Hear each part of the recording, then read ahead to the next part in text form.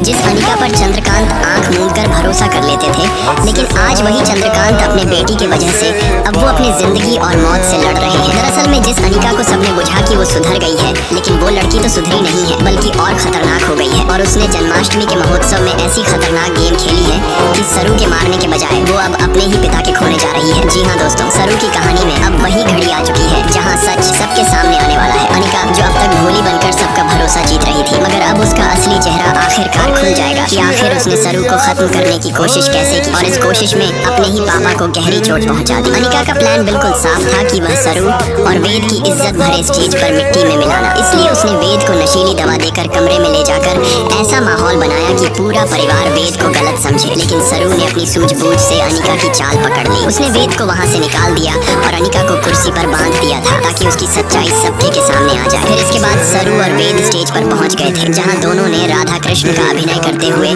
शानदार नृत्य किया। सबने खूब तालियां बजाई। लेकिन इसी बीच अनिका ने आखिरी वार करने की कोशिश की। उसने एक मटके में धमाका करने वाली सामान छिपा दी थी और उसने सोची थी कि उसने सरू पर ही उसे फोड़ेगी। लेकिन किस्मत को कुछ और मंजूर था, क्योंकि जब सरू का हाथ वहाँ नहीं गया तो चंद्रकांत मदद के लिए आगे आ जाते हैं और धमाका होते ही खुद बुरी तरह घायल हो गए। यह देखकर सबकी सांसें थम जाती हैं। वहीं सरू को कुछ नहीं हुआ, लेकिन उसके सामने उसका अपना पिता घायल होकर अस्पताल चले जाते हैं। हालांकि सरू अभी इस सच से अनजान है कि चंद्रकांत ही उसका असली पिता है। अब सबसे बड़ा सवाल यही है कि जब अस्पताल में सरू की माँ अपने पुराने रिश्ते को देखकर टूट पड़ेंगी, तब क्या सरू समझ पाएगी कि यह परिवार उसी का है? और क्या दादी को पता चलेगा कि जिसकी तलाश वह इतने समय से कर रही है वही सरू है? दोस्तों, अब कहानी में आने वाला मोड़